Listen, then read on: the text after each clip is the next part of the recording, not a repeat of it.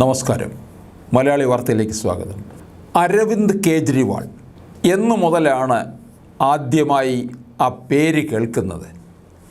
2011 ന്യൂഡൽഹിയിൽ നടന്ന ജൻ ലോക്പാൽ ബില്ലിന് വേണ്ടിയുള്ള സമരത്തെക്കുറിച്ചുള്ള റിപ്പോർട്ടുകളിലാകും കൂടുതൽ പേരും ഇദ്ദേഹത്തെ ആദ്യമായി കാണുന്നത്.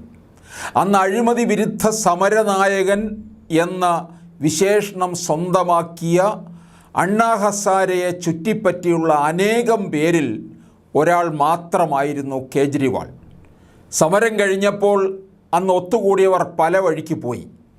പക്ഷേ കേജ്രിവാൾ അവിടെ തന്നെ നിന്നു. കയ്യിലൊരു ചൂലെടുത്ത് അഴിമതി തുടച്ചു നീക്കാനായി ആം ആദ്മി പാർട്ടി രൂപീകരിച്ചു. അതിവേഗം രാജ്യതലസ്ഥാനം സ്ഥിതി ചെയ്യുന്ന ഡൽഹിയുടെ അധികാരം തെരഞ്ഞെടുപ്പിലൂടെ നേടി. ഒന്നല്ല 3 വട്ടം.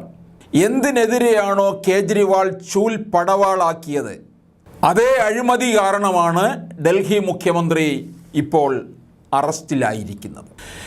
ലോക്സഭാ തെരഞ്ഞെടുപ്പിൻ്റെ പടിവാതിൽക്കൽ വെച്ച് കേജ്രിവാൾ അറസ്റ്റിലാകുമ്പോൾ അതിലെ രാഷ്ട്രീയം ആർക്കാവും അനുകൂലമാവുക? 9 വട്ടം സമൻസ് അയച്ചിട്ടും ഹാജരാകാതിരുന്ന ഡൽഹി മുഖ്യന് 10ാം സമൻസിൽ കയ്യോടെ കൊണ്ടുപോയതിലൂടെ ED നേടിയ പുതിയൊരധികാരം എന്തായിരിക്കും?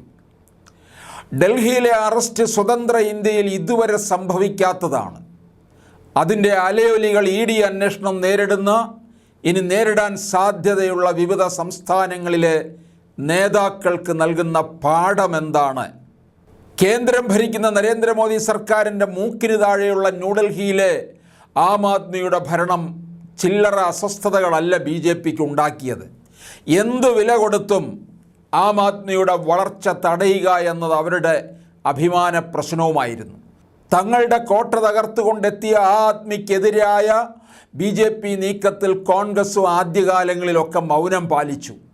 ആം ആദ്മിയുടെ സിറ്റിംഗ് MLAമാർക്കെതിരെ കേസുകളെടുത്തും അറസ്റ്റ് ചെയ്തും ഡൽഹി പോലീസിൽ നിന്നായിരുന്നു തുടക്കം.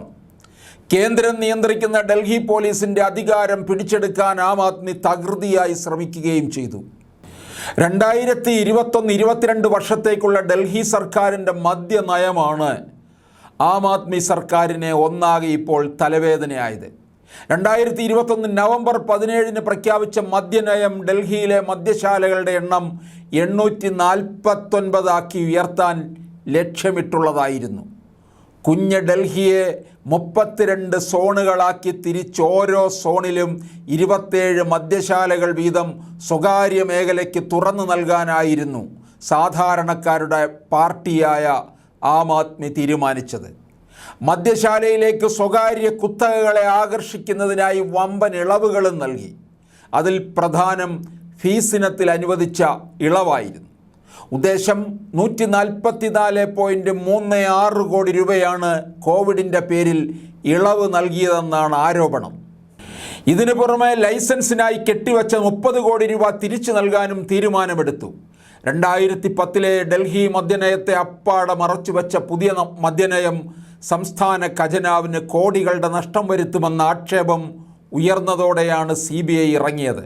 പക്ഷേ ഇതിനു മുൻപേ സംഭവത്തിൽ ഡൽഹി പോലീസിലെ സാമ്പത്തിക കുറ്റകൃത്യ വിഭാഗം അന്വേഷണം തുടങ്ങിയിരുന്നു. വിവാദ മദ്യനയത്തിലെ ക്രമക്കേടുകൾ അന്വേഷിക്കാൻ ഉത്തരവിട്ട ലഫ്റ്റനന്റ് ഗവർണറുടെ നടപടിയാണ് നയം റദ്ദാക്കാൻ സർക്കാരിനെ പ്രേരിപ്പിച്ചത്. അപകടം മണത്ത ആദ്മി സർക്കാർ 2022 ജൂലൈയിൽ പുതിയ മദ്യനയം പിൻവലിച്ചു. പക്ഷേ അപ്പോഴേക്കും കേസിൽ ED തെളിവുകൾ ശേഖരിക്കാൻ ആരംഭിച്ചിരുന്നു. സ്വകാര്യ ലോബിക്ക് മദ്യക്കച്ചവടത്തിന് അവസരമൊരുക്കാൻ കോടികൾ പ്രതിഫലമായി വാങ്ങിയെന്നതായിരുന്നു കേസിൽ EDയുടെ പിടിവള്ളി.